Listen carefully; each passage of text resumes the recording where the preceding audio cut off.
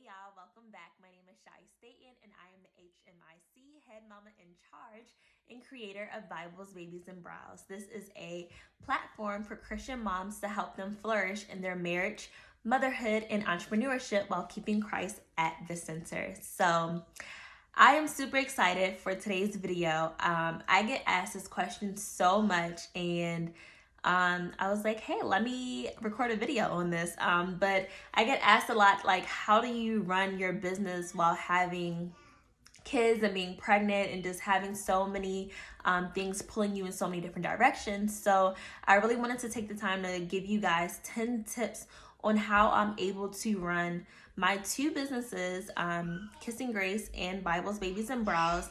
And I have 4 little ones.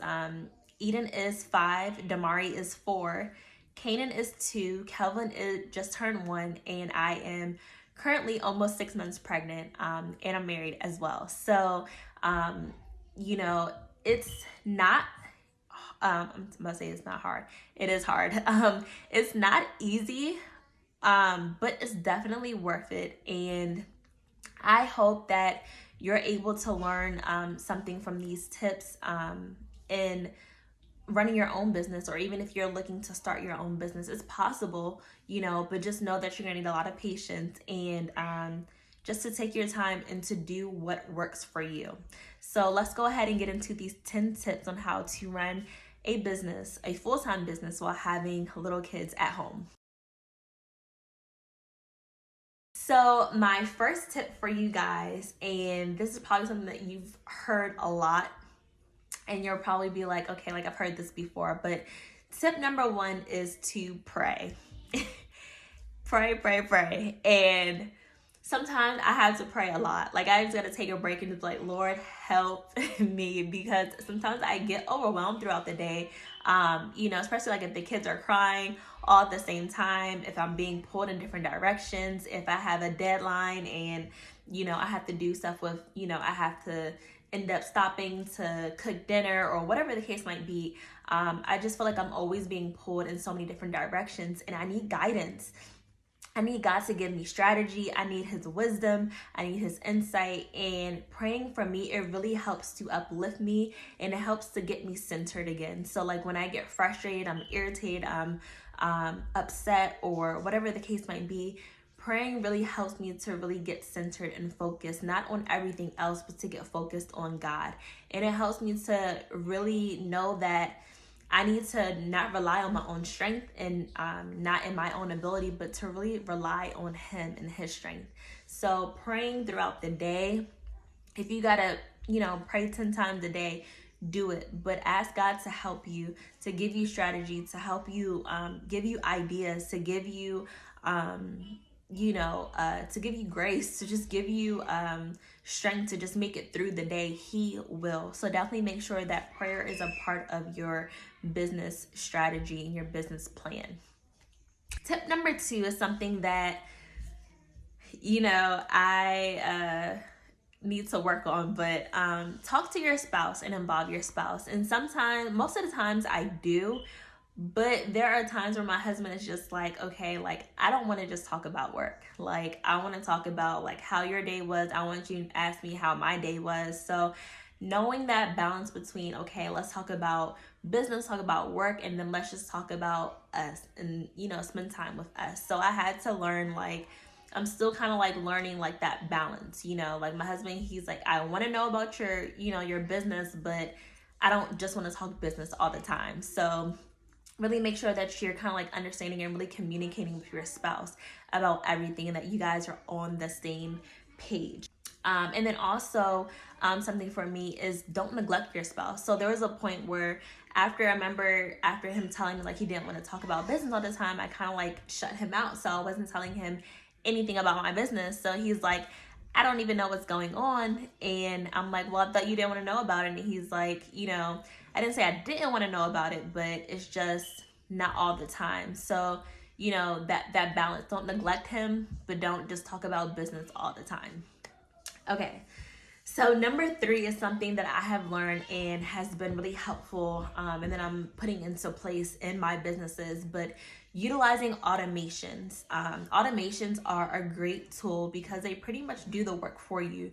Once you have them in place, whether you do them yourself or you hire someone to do them, they pretty much can make your money for you. So for example, like if you have a course that you're doing, or if you're like a coach, or if you're, I don't know, if you are selling something, you want to make sure that you have automation so that, say if someone signs up for your freebie, then you're able to offer them your course for maybe a discounted price. And then if they get that course, and they're able to just, you're able to keep those automations going.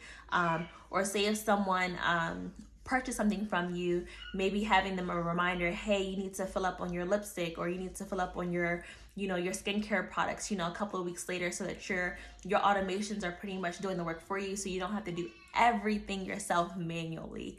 It really helps to have those set in place, to grow your email list, to help you sell your products, to get your returning customers to return back to you. So you want to make sure that you have some type of system set in place so that you're not having to physically do every single thing every day all the time. I know you can set them up yourself, or you can actually have somebody do them for you, hire a virtual assistant if you need to. So definitely make sure you guys are using automation. Tip number 4, and this is something that I have done so many times, and I still do sometimes, but I'm getting better at it, but it's don't forget about yourself. Don't forget about yourself. Don't forget to rest. Don't forget to take care of yourself. Don't forget to practice and have, do self-care. Don't forget to spend time with yourself and have me time. Just don't forget to take care and be there for yourself. At the end of the day, you can pour into everyone else, but it's like you still need to be poured into. So don't forget to do those things for yourself, and don't run yourself to death in your business. At the end of the day, your business will still be there, but you need to take care of yourself so that you're able to run your business. And I know for me, at one point, I burnt myself out because I was just always going, and I wasn't taking that time to just really relax, to rest when my body was telling me to rest. And so you don't want to get to that point where you are just past exhaustion, and you have to take months away from your business in order to come back stronger. So definitely want to make sure that you don't forget about yourself. Number 5 is give yourself lots of grace. You're going to need it. There have been times when I'm like frustrated, I'm like yelling at the kids, and when I'm trying to get 10 different things done during the day and only get 2 things done, when dinner is late, when the kids, they're up way past their bedtime, when I haven't spent time with my husband today. Give yourself grace. You're human. Everything is not going to go the way that you plan it to. You're not always going to do everything right. There's going to be times where you yell at your kids because they're screaming in your ear, they're doing whatever, and you're trying to send this email or make a phone call or whatever it is you're trying to do. You're trying to get dinner on, and everyone's crying. So give yourself lots of grace, and that you're human, that you're not going to get things right on the first try. And God has grace that is abundant and never runs out. So ask God for grace and more grace and more grace every single day, because you're going to need it. Okay. Number 6, this is something that I've been trying to do as well. But involve your kids in your business if you can. With my first business, Kissing Grace, I was able to start Eden her own little lip gloss collection for girls. So involving them if you can. I involved her in the process of actually making the lip glosses that she'll feel involved, because she likes to do everything with me, and she likes to, feel like she's a part of it. So, when it comes to like setting certain things up, or if I'm getting ready to shoot a video, I will have her help me, or whatever it may be. The boys are still a little bit younger, so it's a little bit harder, but even, like if I'm shooting a video, not to be shushing them, or, you know, putting them out the room, but trying to just, you know, have them there with me and invite me. Like, this is my life. They're a part of my life. So try and involve them as much as you can as possible, whether, you know, you start their own business or you have them part of yours. Just making sure that they feel involved will help you so that they're not feeling left out and you're not stressed because they're like banging on the door or whatever the case might be. So it definitely helps to have your kids involved somehow in your business if you're able to. Number 7 is plan everything and think ahead. Thinking ahead and planning for me has been such a game changer because when I first started my first business, I wasn't really planning stuff out. I was kind of just like going with the flow and doing stuff as I thought about it, but it was causing me a lot more stress and anxiety than I really needed. So for me, I like to plan out my content at least 2 weeks in advance. And then if I'm trying to like launch something, I'll plan that out like months in advance so that you're not trying to figure out what to post each day. You're not trying to figure out, you know, how to launch this product, or you're not trying to think of a marketing plan the week of your launch. Like, you already have everything set in place and you already have some type of system. So once you get that, you know, that system involved, it really helps to run your business smoothly and you're not all stressed out trying to figure things out. So definitely make sure that you're planning and thinking ahead. It helps a lot. Number 8 is stay motivated and informed. So I like to read. A lot of times I don't have time to sit down and read. Half the time I don't. So what I like to do is just listen to audiobooks or like podcasts. Lately I've been on Clubhouse, which I need to stay off of Clubhouse. It is addictive, but I've been on Clubhouse and I'll just let it play all day and I'll just listen to it so that I don't have to physically sit down and read, but I'm listening to it and I am absorbing all that information. So even while I'm cooking, cleaning, I'll just have it playing in the background so that I'm staying updated, I'm staying relevant to what's going on around me, and I'm also getting informed in what it is that I'm doing as far as, you know, my business and marketing and branding and all that stuff. So you definitely want to make sure that you're staying informed and motivated. And also when I'm listening to these different podcasts and audiobooks, it motivates me, encourages me to keep going, keep pushing forward as well. Number 9, I'm still working on this one, but don't try to do everything on your own. Please don't. Ask for help. You need it. Like, I realize that I can get more done when I ask for help than when I'm trying to do everything on my own.